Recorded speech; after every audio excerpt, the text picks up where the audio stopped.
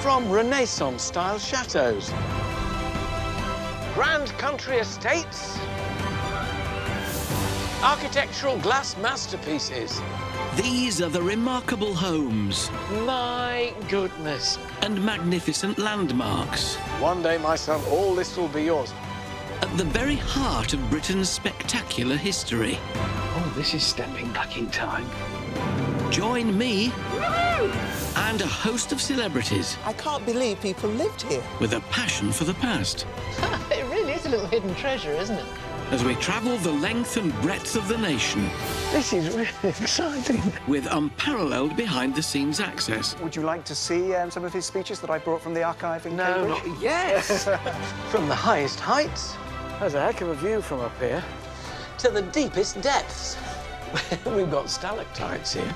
We'll uncover the secrets Here he is. Oh, still hidden within these breathtaking buildings. it's a good job I'm slim.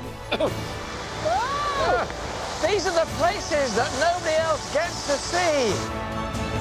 And explore the riches It's so big, it's so intricate, it's so beautiful.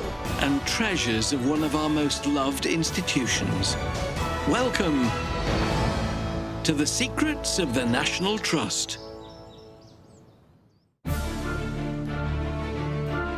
Penrhyn Castle is a forbidding fortress.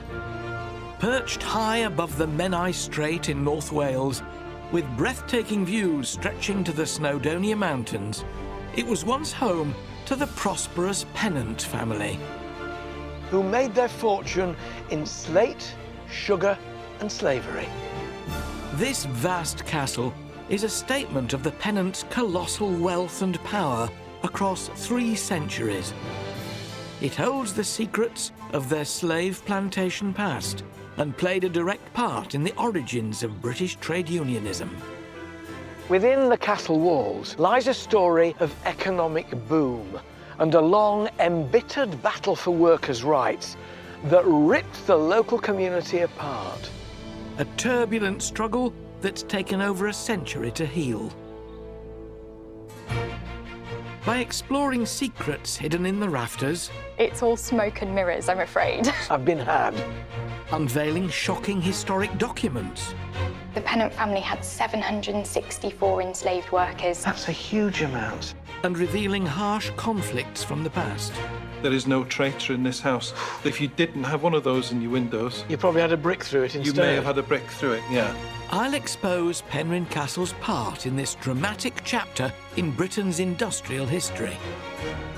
Also tonight, Dan Jones is in Dorset to uncover the fate of other early trade unionists. This looks to me like a total stitch-up. It absolutely was. They were sentenced to 7 years transportation, hard labour in Australia. Miriam O'Reilly is a stone's throw from Penrhyn to unearth the back-breaking toil that helped build the Pennants' vast fortune. It was literally dug out by the quarrymen's hands. And Floella Benjamin heads to an unexpected sanctuary from the industrial age. We still had people living in caves here in Britain. But first, I need to discover why this castle isn't quite as formidable as it seems. With its loopholes and arrow slits, high curtain wall and 4 titanic towers, complete with genuine murder holes, Penrhyn screams authenticity. But in reality, nothing is what it seems. To reveal Penrhyn Castle's hidden secrets, I'm heading to the Grand Hall to meet the Trust's Marilyn Pryke-Davies. Well, if the outside demonstrates power, Marilyn... Hello, Alan. Hello. The inside does as well, but also luxury. This is an astonishing here's me and here's my castle, isn't it? That's right. It was built to impress, and this Grand Hall has the wow factor. And that is what this family wanted for the visitor and guest. But it is like a cathedral, isn't it? Not just in its stature, but also the stained glass everywhere. They're very similar to Canterbury Cathedral. Yeah. And these fabulous windows are designed by Thomas Wilman, and he was the craftsman of his day in stained glass. They wanted to demonstrate their wealth. They did. It's a real case of if you've got it, flaunt it. And they had it. But who were the Pennants? Who were these people who built it and owned it? Well, they were industrialists of their time and made their money from sugar and slate. They stemmed from Flintshire, and this was a base to entertain and show off. Well, with the emphasis on showing off. I mean, this is quite astonishing, isn't it? It is. How much did it cost to build it? There is a figure of 150,000, and in the 19th century that would have been worth 14 million. Gosh, when was it built? Between 1820 and 1840. But if that's the 19th century, castles aren't built in the 19th century. Castles are built in medieval times. That's true. It's a fantasy castle, Alan, but all the secrets will be revealed when you go up above. The secrets are in the roof? Correct. You're staying here? Correct. Bye-bye.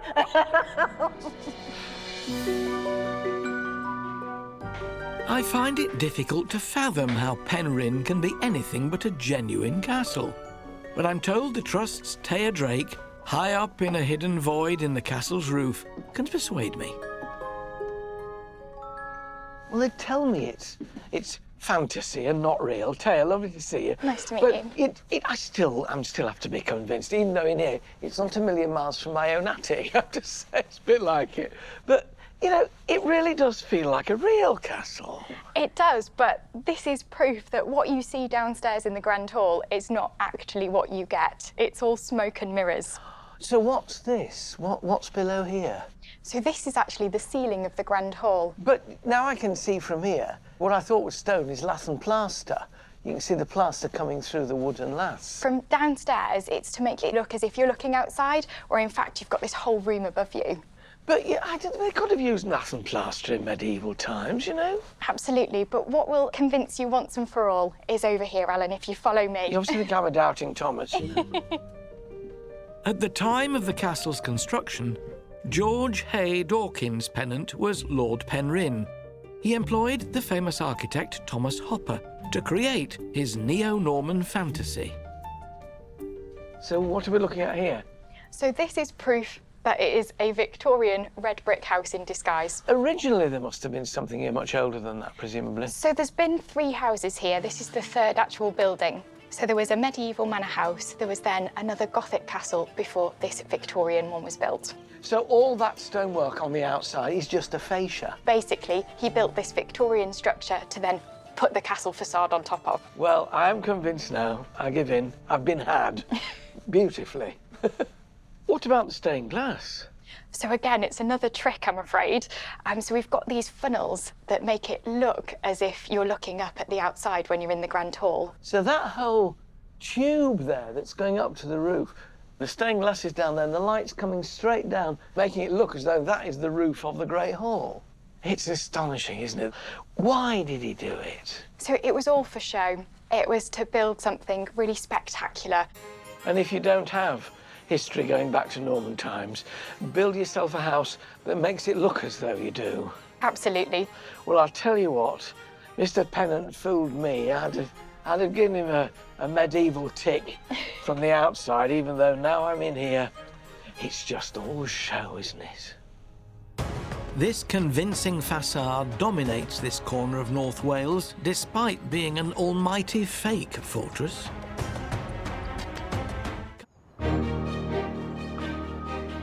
Penryn Castle in North Wales was the fantasy home of the wealthy Pennant family. But this castle is merely a facade, built with their fabulous riches around their rather more modest medieval manor house. An instant landmark and an almighty monument to the Pennant's power. It was to become a tourist attraction, so popular, in fact, that the family built hotels nearby and sold admission to the castle when they were away. To uncover the lengths the Pennant family went to make their castle dream reality, I'm back with the Trust's Marilyn Pryke-Davies. Marilyn, if you're going to have a grand castle, you have got to have a grand staircase. This is a grand staircase. It's not for the minimalist or the faint-hearted, is it? No, it's busy. It's busy. Who built it?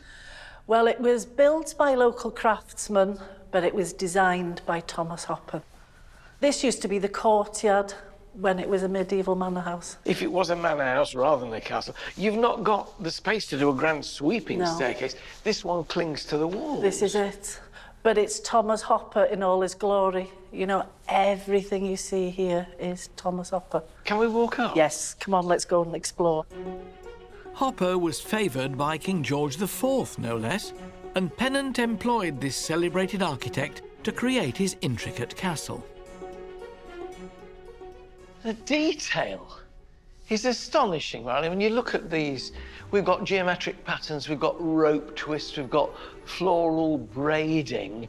It's all different. It is. But it's the same decor that's outside, Alan. Once Thomas Hopper finished outside, he came in, so that's what the craftsman did. It's all of a piece. It is, and it took 10 years to complete. Quite amazing. Do you think when they started at the bottom, they started going there, oh, God, we'll be 10 years before we're up there, half of us will be retired? I'm sure that's true. Come on. But all the effort was worth it, as the higher you climb, the more spectacular it becomes. My goodness me. You think this is all that, then you look at that, that's astonishing, isn't it? It is. It's so ornate. That must be plaster. It is, and that's done by Italian craftsmen. Everything you see is local, but that ceiling is Italian craftsmen. Do you know, I would have loved to have heard the Welshmen working on this, talking to the Italians working on that. And saying, we can do better than you. It's amazing, that wonderful skylight at the top, flooding it all with light. It beats the escalator at the local department store. For George Hay Dawkins Pennant, money was no barrier to his castle-building ambition. His annual income in the 19th century was estimated at £80,000 and the value of his property and possessions at £600,000. In today's money, he'd be worth well over 50 million. The Trust's Taya Drake has gathered some surprising documents that reveal the controversial root of the Pennant's riches. So this, presumably, is an indication as to where the Pennant family money came from. It is. So a large portion of their money came from the sugar plantations in Jamaica, which were established in the 17th century. Now that means the slave trade. It does. So the Pennant family had 764 enslaved workers in their plantations in the West Indies. That's a huge amount, 764. Goodness. And what do we got here? So here we've got something that actually gives us the names of some of the enslaved people that were working for the Pennants. Tom, 63, head driver, Abel. So this is a list of those who were enslaved, their ages, what they did, and their health. So everybody was monitored quite closely. Very closely, yes. Rodney, 23, bloated and sickly. Mingo, 21, runaway. So, oh, goodness me. Then we've got Myra, 24, pregnant. So he's got here a list of slaves and their relative usefulness, or not. And this here? So this is actually a letter, because the Pennants were a distant landlord, so they weren't actually in Jamaica managing the plantation. This is from one of the managers who's actually saying they need more enslaved workers in order to carry out what is called in here demands from Lord Penrhyn. He's asking, he says he's bought 11 already, but he needs more for different parts of the plantation. Jamaica, April 22nd, 1774. So this is coming at a time now where slave trade was starting to be very much frowned upon. It was, and what's quite interesting about this family is Richard Pennant, who owned the plantations, was actually an MP and campaigned against the abolition of slavery. He wanted to keep his slaves? Yes, he did. Against emancipation? It was only in 1833 when the Abolition Act happened. Which is 60 years after this letter was written. So there's another 60 years of slavery. But also, when the abolition came through, there was compensation granted to wealthy families for what was considered their loss. How much compensation did the pennants get then when the slaves were emancipated? So at the time it was £14,683, which today makes about 1.6 million. A lot of money. A lot of money. And that was presumably ploughed into this house, was it? Because it's around about the same time, isn't it? The abolition of slavery and the construction of Penryn Castle. It was. So a lot of that money came into North Wales, both in the castle, but there was also huge investment in the local area. So in agriculture, in roads, and most notably in the local village of Bethesda, the slate quarry. So they went from sugarcane and slaves to slate. Exactly, they did. The Pennants brought their fortune back from the plantation fields of Jamaica and invested it in a humongous hole in the ground. Miriam O'Reilly is at Penryn Quarry, a stone's throw from the castle, to discover how this became the Pennants' biggest earner. In the late 18th century, Richard Pennant moved into the slate business, taking control of Penryn Quarry and quickly turning it from a small local enterprise into a big money-making machine. His operation was so successful, this quarry became the largest man-made hole on the face of the planet. I'm meeting historian Elwyn Hughes to find out how the production of slate made the Pennant family rich beyond their wildest dreams. When Richard Pennant acquired it, how did he go about turning it into this monster money-making machine? Well, after acquiring the whole area in round about 1781, he then bought the leases of men working in little groups on the mountainside. There were 80 such men, and they then worked for him. He transformed the whole area. How many men came here? Round about 1790s, about 200 men. And that number grew to about near enough 3,000. Look at the size of that quarry, Elwyn. Just how deep is it? It's about 1,000 feet deep, but most of it nowadays is hidden under the water. It was literally dug out by the quarrymen's hands. Absolutely, and they used very primitive tools, hammers, chisels, sledgehammers, and they would blast out parts of the rock face with gunpowder. It must have been extremely dangerous. From 1784 until 1960, over 400 men have been killed at this quarry. Life for the quarrymen back then was fraught with danger and immense hardship. But while slate is still shipped across the globe, conditions and technology in the modern-day quarry are worlds away from its 19th century past. I'm meeting quarryman Martin Beattie to find out how it's changed. What is the time scale now compared with a couple of hundred years ago? The slate can come down from the face, from the quarry, down to the saws, sawn, split, dressed, packed within an hour and a half. And a couple of hundred years or so ago, how long would it have taken? 2-3 days. That's incredible. And when I think of those men that would have used hammers and chisels and taken days. Oh, they'd have been at it for days and days, yeah. Nowadays, machinery is used to slice the blocks of slate down to size. But there is still one process that harks back to the days of old. What is happening here? This is the splitting shed, and this is where the splitting of the block happens. How easy is it to split slate? It looks easy. When you're watching them, it looks easy, but it's not easy. In fact, you can have a go yourself and you can tell me. Gary. Hello. Hello. You're going to show me how to split some slate today. Yes, put your glasses on. Put my glasses on. You want to carry on now? I will, but you make it look so easy. Oh, well, I mean, we've doing it for years. Right, hold on now, move it along. Do the mark here to move it along. Right, how many of these do you split in a day? Oh, we used to do about 1,000 a day. 1,000 a day? And again, and again. That's it. Lovely. Have I done That's how it's done. I did it. That's a good one. It's a good one.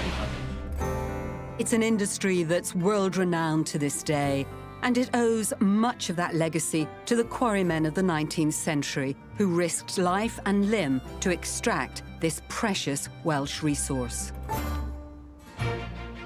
And on this very spot, over 100 years earlier, the splitting of slate would fracture the local community.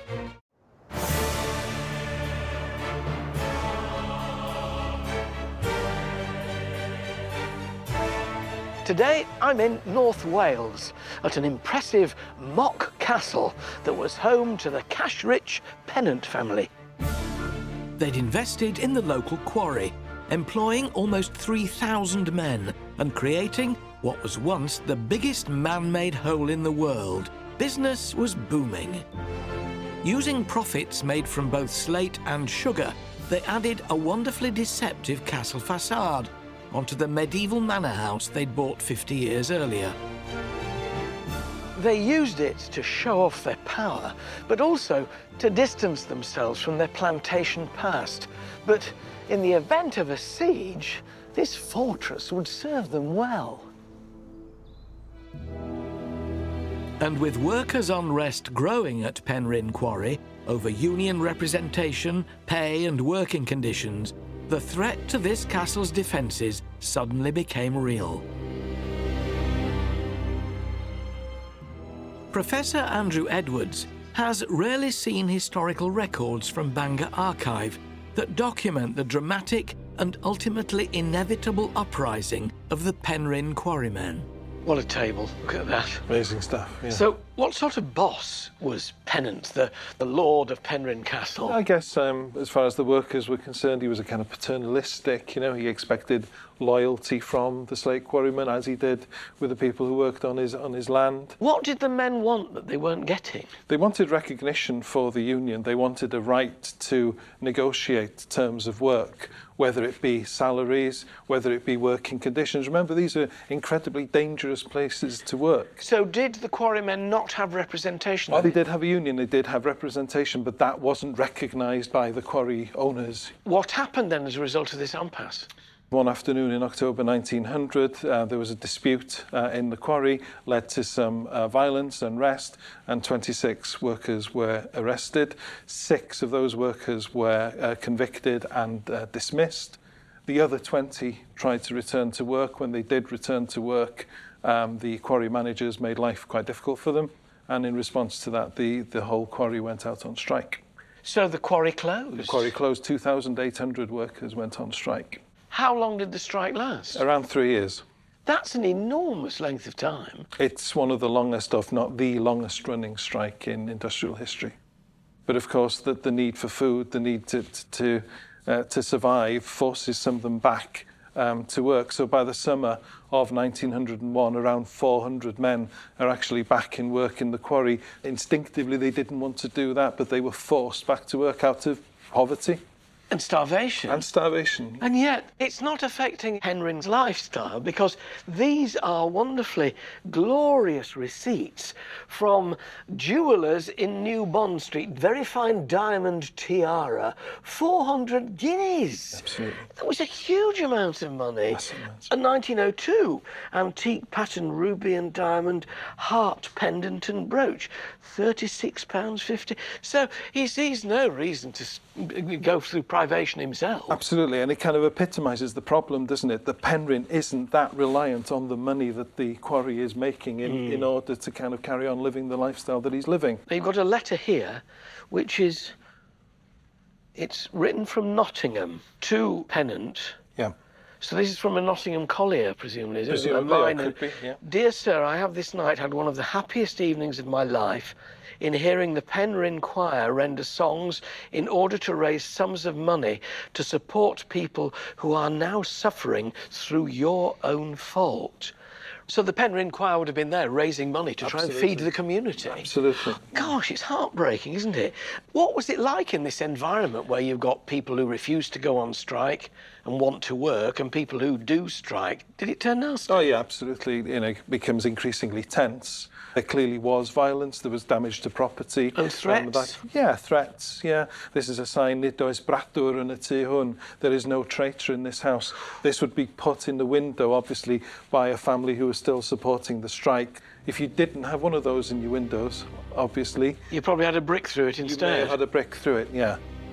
Although this is little more now than 100 years ago it happened, do you think the effect is still noticeable and felt in the community. Oh, here. absolutely. There are still people living in Bethesda and Tregarth who won't come anywhere near this building because of that history. It was a long time ago, but it's had a lasting effect. Wounds take a long time to heal, Alan. Yeah. The quarrymen's strike may have been the longest in Britain's industrial history, but it had its roots in an earlier uprising, one that would shape the future of workers' power in the UK forever. Historian Dan Jones is in Dorset, at the village of Tolpuddle, where in 1834, 6 brave agricultural workers created one of the first trade unions. This enormous sycamore has stood here on Tolpuddle Green for more than 300 years. In the 19th century, a group of overworked and underpaid farm labourers gathered here beneath its branches to take a stand against wealthy landlords and for workers' rights, a stand that still resonates today. Tom DeWitt runs the Tolpuddle Museum, dedicated to keeping the story of these courageous men alive. What was life like for ordinary workers back in the 19th century?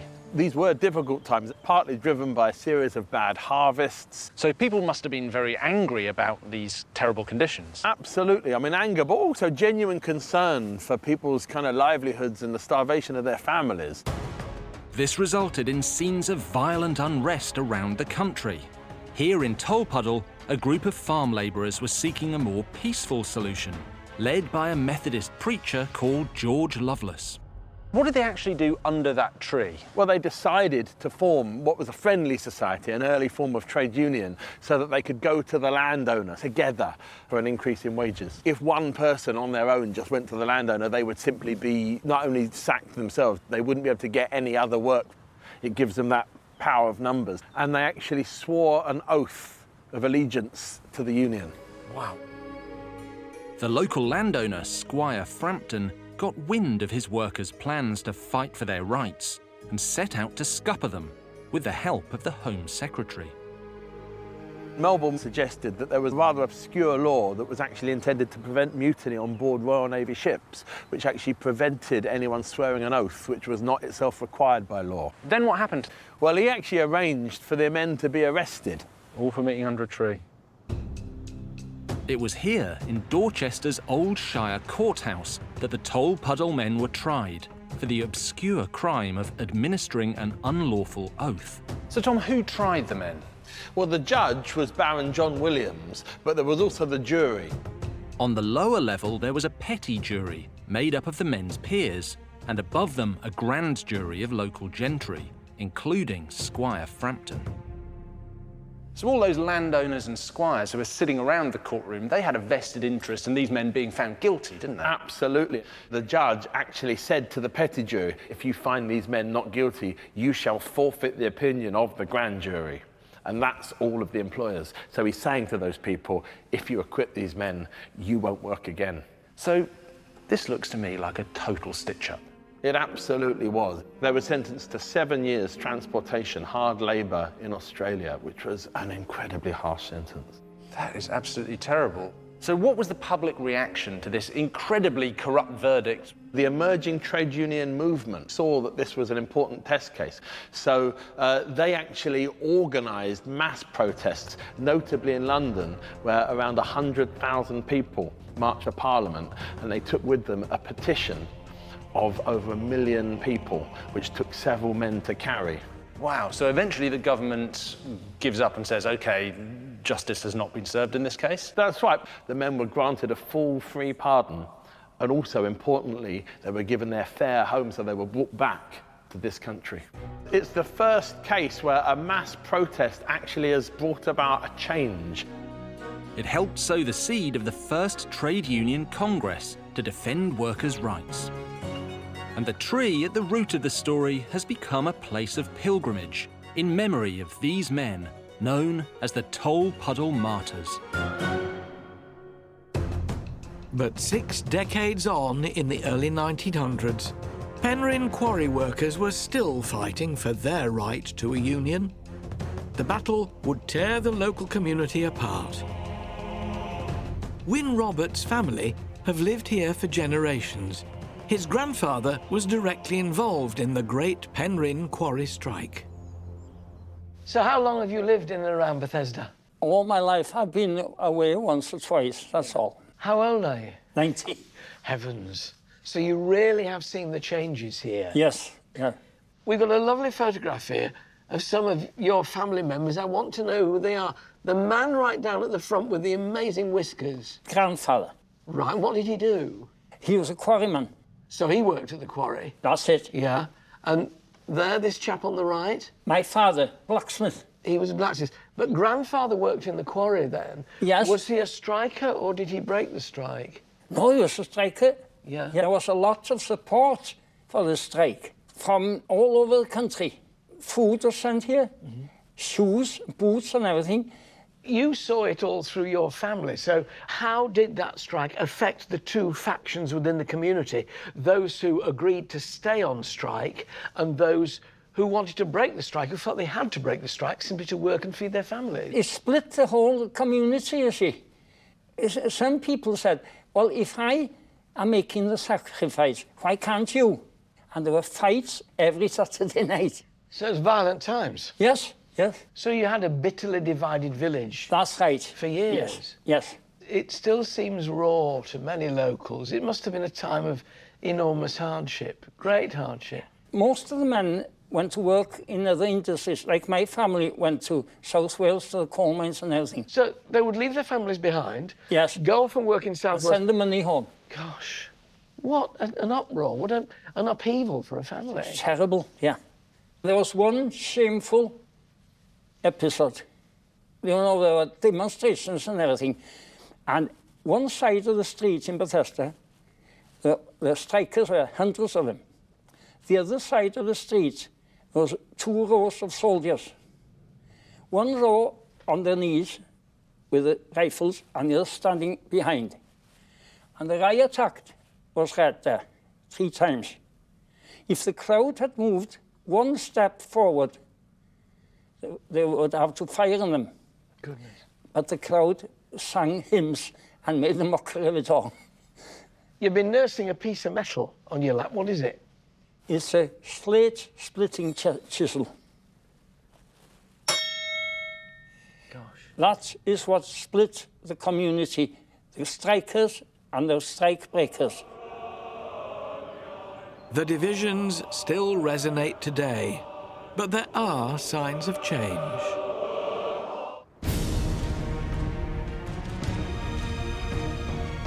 Penryn Castle is an imposing neo-Norman fortress high above the Menai Strait in North Wales.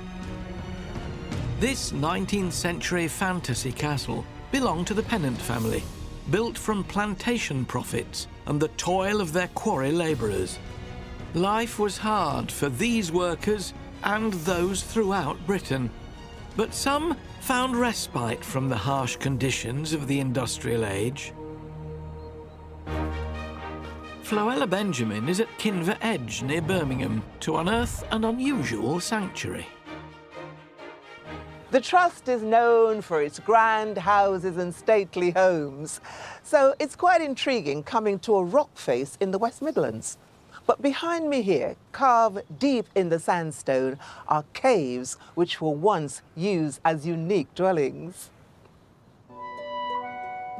To discover more about the people who lived in them, I'm meeting the Trust's Helen Selkirk. Good to see you, Helen. Lovely to meet you. These rock houses are absolutely incredible. So how many people actually lived here? We know that at its peak in 1861, we had 11 families with 46 different people living in there. There's quite a lot of people.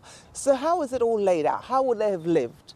So in this rocky outcrop, we've got 3 different levels, and they just chiseled rooms straight out of the sandstone. I can't believe people lived here. Yes, potentially for thousands of years, but the earliest record we have for sure is 1700, right up until the 1960s. So when we had the decades of the Beatles and men landing on the moon, we still had people living in caves here in Britain. Yeah, they were the last troglodytes of the UK.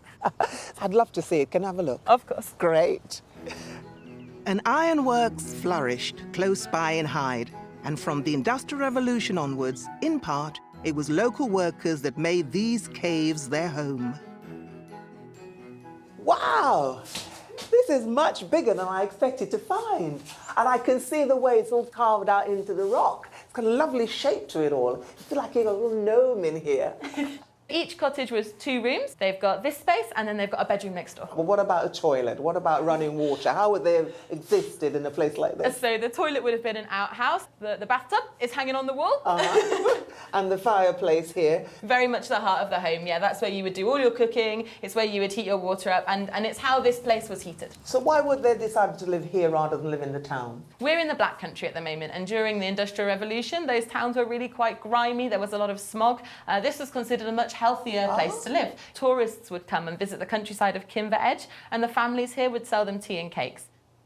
These fascinating houses are even more remarkable because families were still living here just over 50 years ago. Nick Novak's grandfather and mother moved to Kinver just after the Second World War, and I'm meeting him by the tea room that was once his home. You actually lived here, the little boy. Why did your family move here? I think post-war Birmingham was pretty depressing. You know, there was a lot of bomb damage and so on, so they thought it was a good opportunity to get out into the countryside, and they came and bought this whole top section, which included these houses and these caves. And what did they do here? They run teas and coffees and cakes and scones for visitors. So I've still got a few family photographs of what it was like here. This is my grandfather, stood just over there actually. Yes. This is my mother and father on their wedding day, just outside the doors there. Oh, very proud-looking man. Yes. I can see the resemblance. Thank you. Well, this is me. This is me playing with my cocoa tin and spoon. Making music. In the sand, yes. I suppose you didn't have television in those days. No television. And in the pram, just outside the door. Dear. All up here. What wonderful memories. Some great memories, yes. It was a magical place. I've been enchanted by these unique homes, and it's a privilege to discover more about the people who carved out a life here in the rock faces of the West Midlands. For the cave-dwelling workers of Kinver Edge, life was tranquil. But at the turn of the 20th century, things weren't so peaceful at Penryn Castle. The Pennant family refused to bend to their workers' demands, resulting in a bitter 3-year strike. This industrial action destroyed the local Bethesda community, with those who broke the strike being vilified by their neighbours. Standing here, you look over the village of Bethesda, and beyond it, quarry. And after all I've learnt and all the people I've met, I know one thing for certain. Slate built this community, and it also split it apart.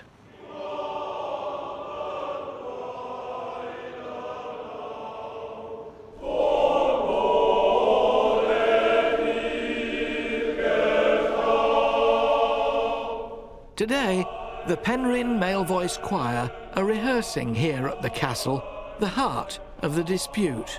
Many of its 40 members had family on both sides of the great Penryn quarry strike.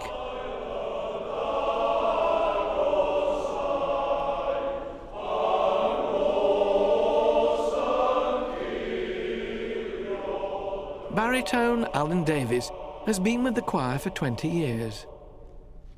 It's an amazing sound, isn't it? It's so unique. The male voice choir, the Welsh one particularly. Are all your members local? Most of the choir are from Bethesda, the village of Bethesda. It's very special music in Wales. It's clearly, with the quarrymen here, it played a special part in those dark days. Oh, absolutely, because on every step in the quarry, they were called galleries. There were steps cut out into the quarry. There used to be a choir on each of the galleries. Tell me what you're going to sing. The hymn is called Pembroke, to the words, Ry gweld o bell y dydd yn dod, fydd bob cyfandir is yr hod. Which is easy for you to say. What does it mean? It means that I see from afar the dawn is breaking. What is it special about that particular hymn? It's particularly important to the period of the strike. All the men from the quarry, or 3,000 men, walked from Bethesda to Bangor, and they passed the gates to this house, and they turned their heads And when they assembled near the town clock in Bangor, somebody just started singing this song. It must be strange for you and doubly emotional singing inside Penryn Castle, arguably the cause of all the trouble. Yeah. Does it feel odd to be able to sing inside? It's quite emotional at times. Although we will never forget the history of the strike, we are, as a community, I think, trying to move on. Well, we'll let you move on. It would be wonderful once more to hear a Welsh male voice choir ringing through Penryn Castle.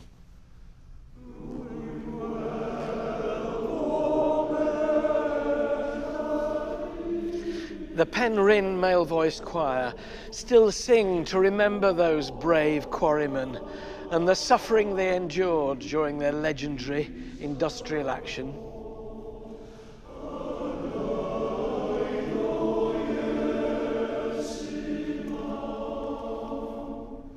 And they do so here inside Penryn Castle as a community, showing that the wounds are finally beginning to heal. Penryn Castle is a remarkably significant landmark, not only because of the great lengths its owners went to transform it into their fantasy fortress, but also because of the momentous part it played in Britain's own industrial story. Next time, Tintsfield. This is really tricky. A Victorian Gothic masterpiece. I have never seen one like this. This is a secret door. It's a secret door. Built with a surprising fortune. How can you make this much money out of selling bird poo? Tony Singh cooks a dish fit for a queen. Amazing colour there of the cherries. And Lewis Emmerich steps back into the 1920s. So if you'd like to do the rest of the floor. See you in about a week then.